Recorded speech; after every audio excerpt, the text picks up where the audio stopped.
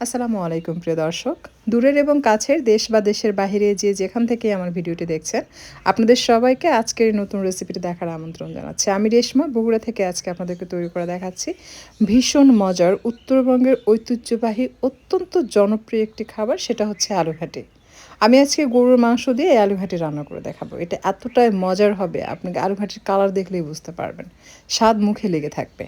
চেষ্টা করবেন লাল আলু ব্যবহার করতে। আলু সেদ্ধ করে ছিলে নিয়ে এটাকে হাত দিয়ে ভালোভাবে মাখিয়ে নিতে হবে। কিছুটা আস্ত থাকবে, কিছুটা একেবারেই ম্যাশ হয়ে যাবে। পানি দিয়ে মাখিয়ে এটাকে আলাদাভাবে রেখে দিচ্ছি। এখন গরুর মাংস ভুনা করব। গরুর মাংস ভুনা করার জন্য আমি এখানে 1 কেজি গরুর মাংস নিয়েছি। তাতে দিয়ে দিচ্ছি 1 টেবিল চামচ মরিচের গুঁড়া, 1 টেবিল চামচ লবণ, 2 চা চামচ জিরার গুঁড়া, 2 চা চামচ ধনিয়ার গুঁড়া এবং 2 চা চামচের একটু কম হবে হলুদের গুঁড়া। কারণ হলুদের গুঁড়া বেশি দিলে কিন্তু খাবারের স্বাদ নষ্ট হয়ে যায়। সেই সাথে দিয়ে দিচ্ছে গরম মশলা। আপনি আপনার পছন্দের যে কোনো গরম মশলা এখানে ইউজ করতে পারবেন। আমি নিয়েছি সাদা এলাচ, কালো এলাচ, জয়ত্রী, একটু স্টার অ্যানিস মশলা, লং, দালচিনি, কালো গোলমরিচ, তেজপাতা আর সেই সাথে রয়েছে কাবাব চিনি। আদা রসুন বাটা দিয়ে দিচ্ছি 3 টেবিল চামচ। দিয়ে দিচ্ছি পেঁয়াজ 1 কাপ এবং 1 কাপ তেল।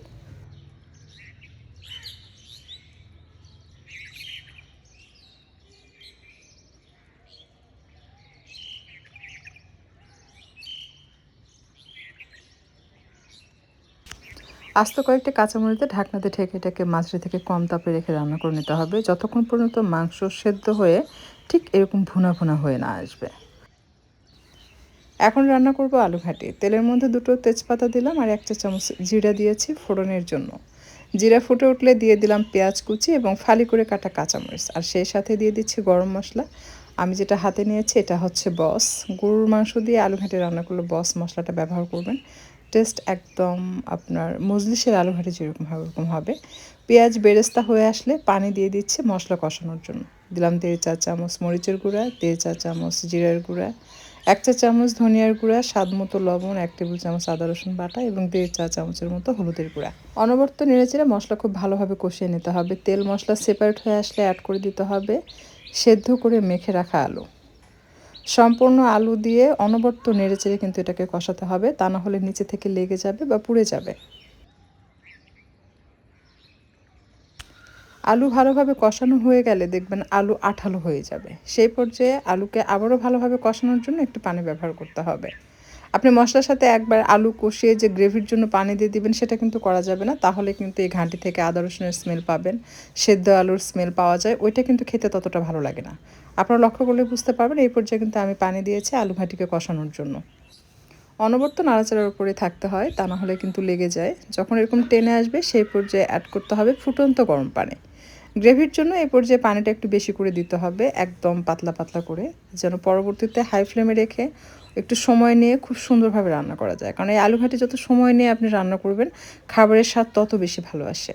খুব ভালোভাবে যখন আলু ঘাটিতে বলক চলে আসবে সেই পর্যায়ে ভুনা করে রাখা মাংস দিয়ে দিতে হবে।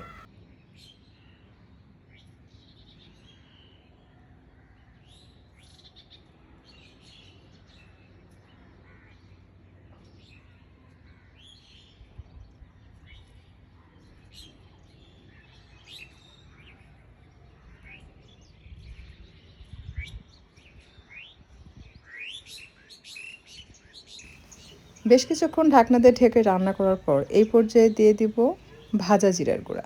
অর্থাৎ চুলা থেকে নামানোর 5-7 মিনিট পূর্বে ভাজা জিরার গুঁড়া দিয়ে ঢাকনা দিয়ে ঢেকে দমে বসিয়ে রাখবেন 5-7 মিনিট, অথবা যদি লাকড়ি চুলায় রান্না করেন চুলা বন্ধ করে লাকড়ির চুলার উপরে এটা 10 থেকে 15 মিনিট রেখে দিবেন বা 20 মিনিট, তাহলে এটার টেস্ট তো মারাত্মক আসে। বাট গ্যাসের চুলা হলে আপনি হালকা তাপে যদি রেখে দেন 10-15 মিনিট, দেখবেন স্বাদ খুবই ভালো আসবে, একদম আপনার মনের মতো। খাওয়ার পর মনে হবে যে আমি এটা কী খেয়েছি, মুখে স্বাদ লেগে থাকবে। গরম ভাত বলেন, সাদা পোলাও বলেন, রুটি বলেন, পরোটা বলেন, যে কোনো কিছুর সাথে আপনি পরিবেশন করতে পারবেন।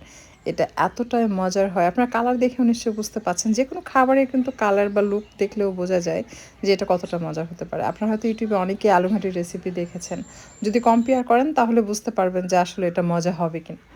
আমি বলার জন্য বলছি না, জাস্ট আপনারা একবার ট্রাই করে দেখবেন। যদি আপনার আলু ঘাঁটির কালারটা আমার মতো হয় দেখতে, ঠিক এরকম ভুনা ভুনা, তাহলে বুঝে নেবেন আপনি সেরা স্বাদের আলু ঘাঁটি রান্না করেছেন। সো আজকে আর কথা বাড়াচ্ছি না, আপনাদের সকলের সুস্বাস্থ্য কামনা করে বিদায় নিচ্ছি। ভালো থাকবেন সবাই, আর বাসায় যদি ট্রাই করেন আমাকে কমেন্টে লিখে জানাতে পারেন আপনাদের কাছে কেমন লেগেছে।